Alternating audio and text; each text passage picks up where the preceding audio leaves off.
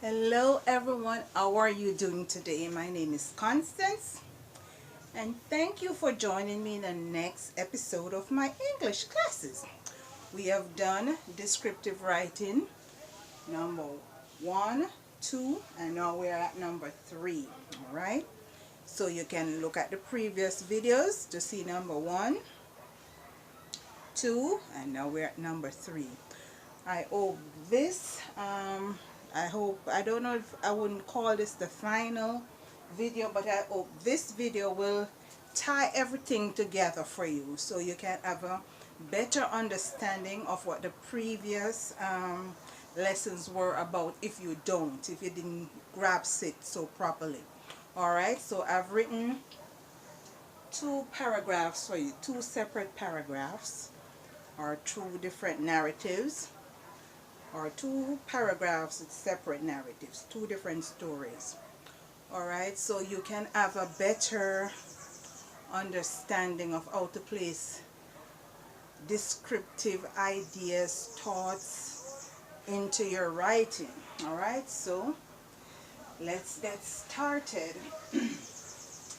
My battery for my phone, not my battery, but the space in my phone ran out, so I had to download those previous videos and start over again because I've started this already.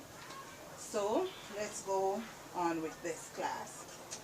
Alright, I'm going to start reading. I hope you can make out as much as possible from this writing.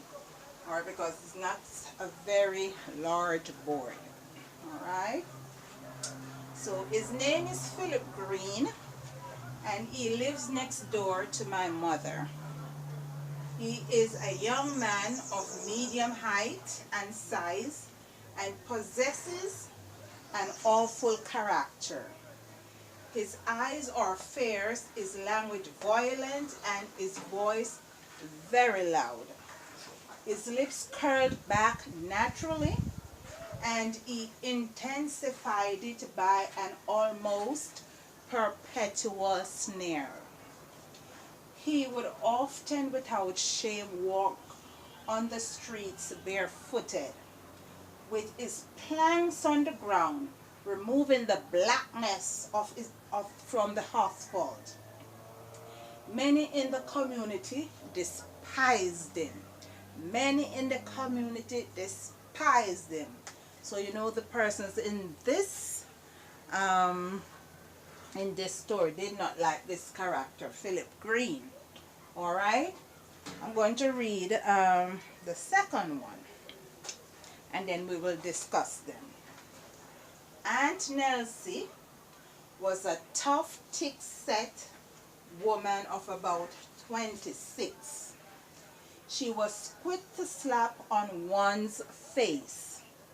She was a woman of strict discipline who wanted things done in time and thoroughly, and also had a sharp tongue. She could literally throw a man out of her place of business who took long before paying her for his beer. She was quick to find out if her workers had pocketed $1 or $2 when she returned from the streets. In spite of her large hips, thick arms, and heavy build, she could move adroitly in and around her place of business. She had beautifully shaped legs and thick, full lips, which were a study in concentration. So she had beautifully shaped legs and thick, full hips, which were a study in concentration. So they were admired, all right? Silently admired. All right, so what are these descriptive marks in these two separate stories? All right, So let's go over them together. The descriptive marks, all right? I had marked out some, I should say, I highlighted some of them before, all right? Because I had done this video before, but I have to do it again because I had no space in my phone. All right. So here we're talking about Philip Green, and he lives next door to my mother. He is a young man of medium height and size. So right away we have an idea of how his statues look, all right? His statue. And he possesses an awful character. So if he possesses an awful character, most likely he's not liked. He could be rude, violent, vulgar, all of those things.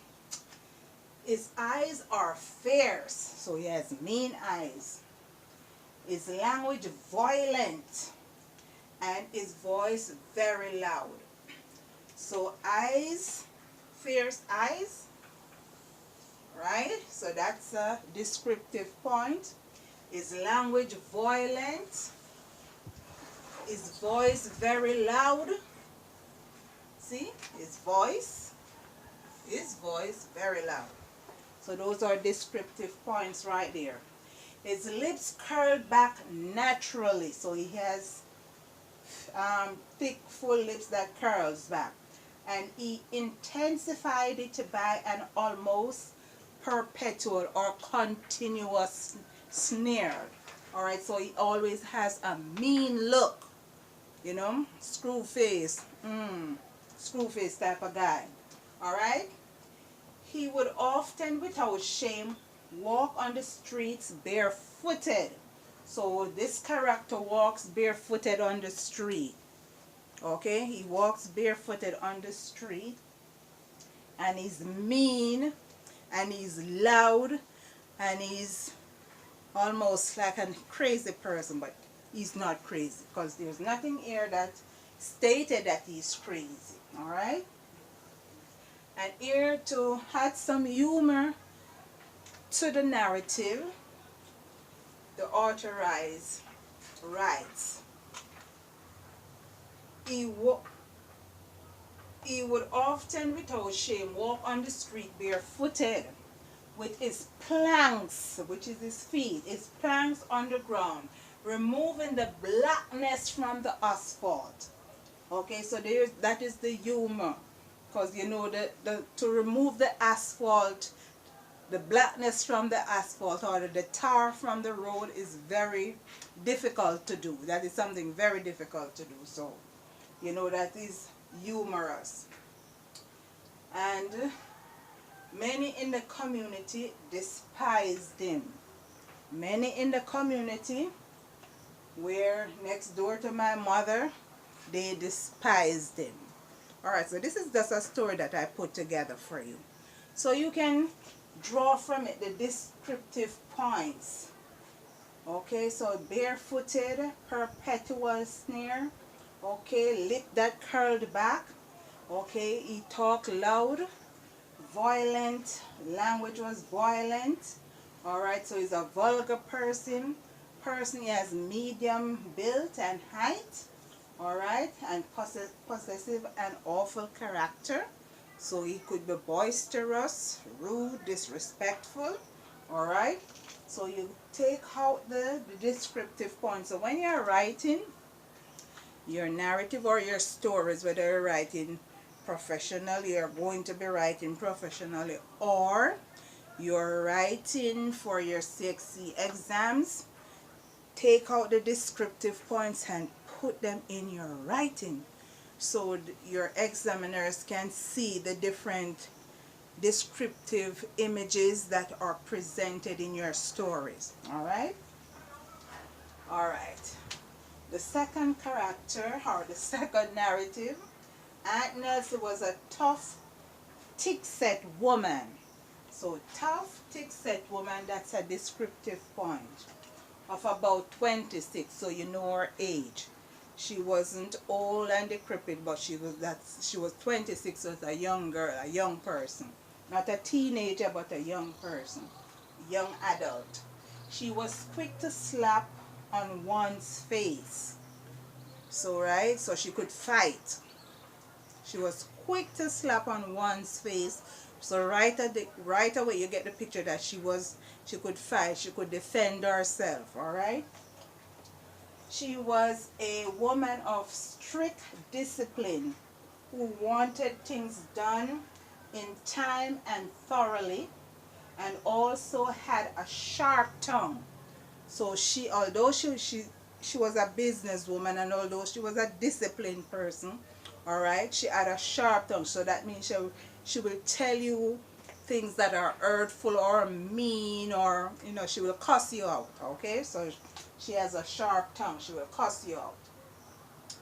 She could literally throw a man out of her place of business, right?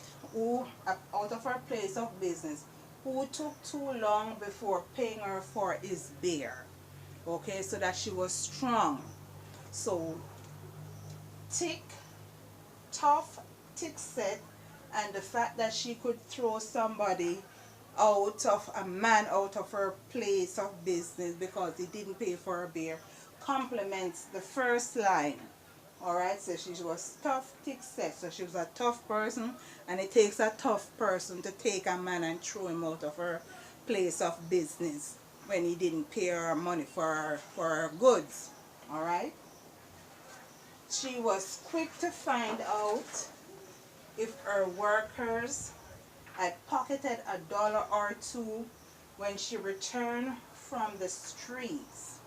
So here it says she was a thorough person. She was disciplined. She was thorough. She was disciplined. And she was keen. So she was a keen businesswoman. She keeps on checking her money. And she didn't trust her workers. Alright, so every time she goes on the street and come back, she go and check the cash register, to see if any of our money is missing, or probably she checked the stack on the shelf or in the refrigerator to see if anything is missing from there. Alright? In spite of her large hips, she has large hips, another descriptive point, thick arms, and heavy built.